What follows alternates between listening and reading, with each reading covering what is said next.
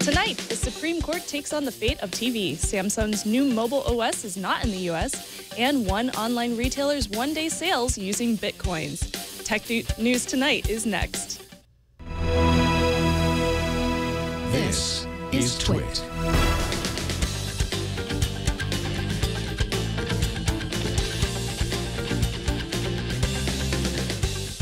This is Tech News Tonight, Beta 5, the 10th of January, 2014. This episode of Tech News Tonight is brought to you by iFixit. iFixit makes repairs easy with all the guides, parts, and tools you'll need. For $10 off your purchase of $50 or more, go to ifixit.com/twit and enter the code TN2 at checkout. I'm Shannon Morse. Let's get right into the tech feed. Broadcasters will get their day in court to stop Aereo, the company's devices capture over-the-air broadcasts, and make them available to subscribers. The broadcasters suing include ABC, Fox, NBC, and CBS. Interestingly enough, both sides want the High Court to take the case. CBS said that they believe, quote, Aereo's business model is built on stealing the creative content of others, end quote. The outcome of this case could decide the fate of the station's $4 billion a year revenue stream, namely in retransmission fees. This is a big deal. It could potentially cause the extinction of over-the-air television broadcasting. Aereo's services are currently only offered in 10 cities, and the Supreme Court decided today to hear the Aereo case in their upcoming April session. Decisions are usually announced in July.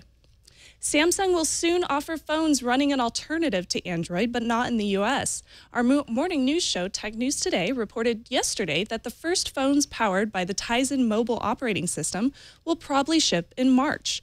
We've known for months that Samsung will ship Tizen phones, but a Samsung executive told Fierce Wireless today that the company's Tizen phones won't ship in the U.S. this year, saying, quote, we don't feel the U.S. is the great test market for those kinds of products, unquote. Samsung phone buyers will get a new interface, however. Samsung announced earlier this week a new magazine UX to replace the current TouchWiz interface for Android. The magazine UX is similar to Microsoft's modern UI. And Bitcoin, the strong but controversial digital currency, is now accepted at Overstock.com. The online retailer started accepting Bitcoin for transactions starting on January 9th, but is now releasing data on its first 22 hours of use. Now, according to Overstock, a total of 800 transactions were made for a total worth of $126,000 in Bitcoins. It might not sound like much compared to Overstock's annual revenue, but that could equal about 4% of their average daily sales. And coming up, is 6 seconds enough? Not for me. For Game of Thrones fans, it is a start. We'll show you the trailers just released as vines. And coming up next, Mike Elgin explains how Apple's iBeacon technology can be used for gaming. But first, this episode of Tech News Tonight is brought to you by iFixit, makers of the ProTech Toolkit. The ProTech Toolkit contains 70 tools to help you with almost any repair or project. It includes iFixit's 54-bit driver kit with standard, specialty, and security bits. It also includes ESD safe precision tweezers, an anti-static wrist strap, and opening tools to get inside any phone, notebook, tablet, or gaming console. It's lightweight, it's compact, and it's durable. It's the gold standard for electronics work, from garage hackers to CIA and FBI. But more importantly, iFixit's unique tools are used in service departments everywhere. It's backed by a 1-year warranty, and the ProTech Toolkit is only $64.95. Now with iFixit, you can fix it yourself. You can visit ifixit.com/twit for step-by-step guides, repair parts, and all the tools you'll need. Enter the code TN2 at checkout to save $10 off any purchase of $50 or more. That's ifixit.com/twit.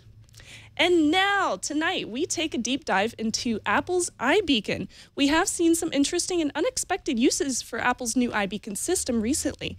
And Twit's news director, Mike Elgin, is here to explain. Hi, Mike. How are you? Very well, thanks. Thanks for joining me today. Thank you. Tell me, what is iBeacon exactly? Well, iBeacon is a feature of iOS that was introduced by Apple at their Worldwide Developer Conference last summer.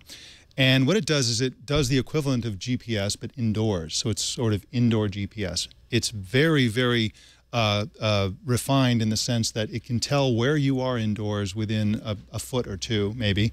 And it can be used in retail and all kinds of things. And it uses Bluetooth Low Energy. So this is a relatively new technology.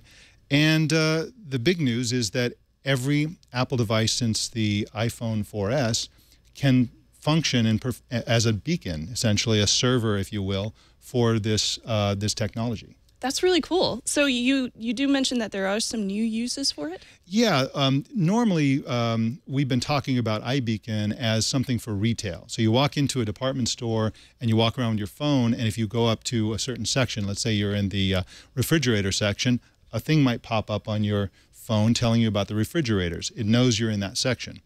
Oh, that sounds scary. Yeah, well, it seems kind of scary, but it's also going to be something people will like, because one of the things it'll be used for is offering up coupons and discounts. Right. It can also, if you're walking down the street, it can maybe lure you into the store. It knows you're outside on the sidewalk, fogging the window. So the new uses are things like fun and games, essentially. At CES, the CES organization itself actually used iBeacon for a scavenger hunt. So attendees could go around and try to use the clues to find iBeacons, and when they found one, they could get a badge. The first 3 people to collect all the badges in the entire show won prizes. So that's fun. The other part of it is games. So there's the CEO of the Tap Lab, whose name is Dave Bisceglia, talked to people today to Recode about the use of this in games. It's a fantastic way to integrate games into the real world. That's excellent. I'm super excited to see it, as long as I have the option to opt in. And now, I've been waiting for this part. Winter has officially arrived, and we've found the best Vine videos from Westeros just in time for spring.